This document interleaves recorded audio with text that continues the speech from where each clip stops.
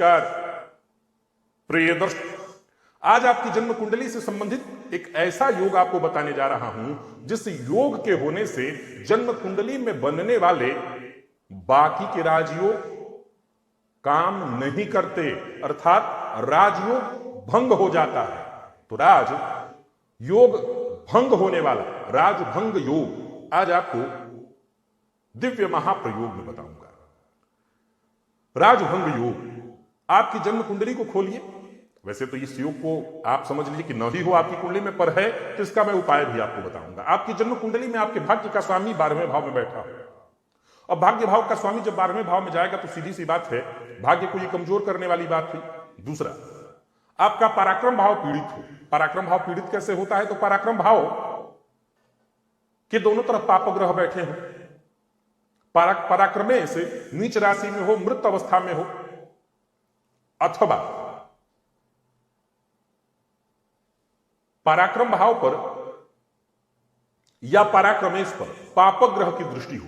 फिर से बता दूं, जब इन सूत्रों को बताता हूं तो आप वही दर्शक समझ सकते हैं जो थोड़ा बहुत ज्योतिष के कार्यक्रमों को देखते हैं। अब जाहिर सी बात है, शनि ही पराक्रमेश होंगे तो अपने घर को देखकर कोई नुकसान नहीं पहुंचाएंगे, लेकिन बाकी के क्षेत्रों की बात करूंगा जहां शनि पराक्रमेश नहीं हो। तो पराक्रम भाव या पराक्रमेश पाप ग्रह से पीड़ित और पराक्रम भाव पीड़ित हो पाप कर्तरी योग में। भाग्येश 12वें भाव में बैठे हों और 12वें भाव का स्वामी धन भाव में बैठा हो।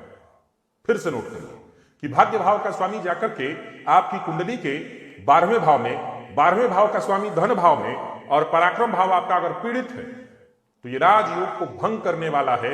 इसके रहने से जन्म कुंडली में बनने वाले राजयोग का लाभ जातक नहीं ले सकेगा। अब सवाल उठता है कि इस सूत्र के पीछे का तर्क क्या है?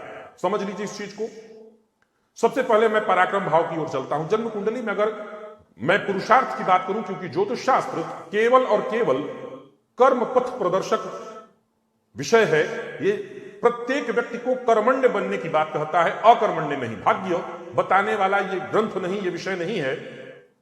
ये प्रकाश देता है कर्म पथ पर चलने के लिए।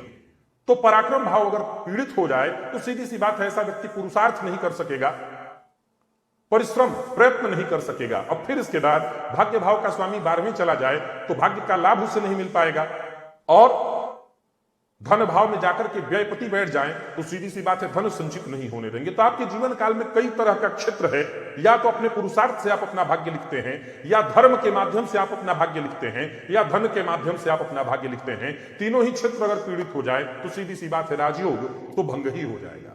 अब मान लीजिए आपकी जन्म कुंडली में ऐसी स्थिति उत्पन्न हो गई है, चलिए तीनों न हुआ हो, इसमें से 2 भी उपस्थित हो गया हो, अर्थात आपकी कुंडली में भाग्यपति व्यय भाव में है और व्ययपति जाकर के धन भाव में बैठ गए हैं, अथवा आपकी जन्म कुंडली में भाग्यपति व्यय भाव में बैठ गए हैं और पराक्रम भाव आपका पीड़ित है। तो इस अवस्था में भी कहीं ना कहीं ये कमजोर करेगा आपकी जन्म कुंडली को। क्या करें? सिर्फ एक उपाय, आप किसी भी लग्न के हो, फर्क नहीं पड़ता, देव गुरु बृहस्पति को बलवान करिए। काल पुरुष की कुंडली में भाग्य भाव के स्वामी देव गुरु बृहस्पति बनते हैं। भाग्य भाव को बलवान करने के लिए देव गुरु बृहस्पति को बलवान करिए। अब आपकी कुंडली में अगर वो अकारक हैं तो आप उनके रत्न नहीं पहन सकते हैं, फिर उस अवस्था में इनके मंत्र का जप आप बड़े प्रेम से कर सकते हैं।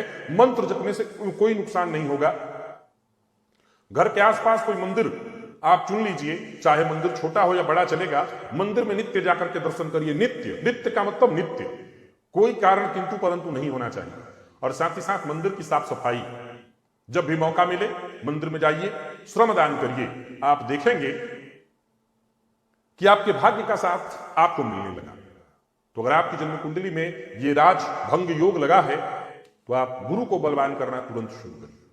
अभी के लिए बस इतना ही, इजाजत दीजिए, पुनः मुलाकात होगी। तब तक के लिए नमस्कार।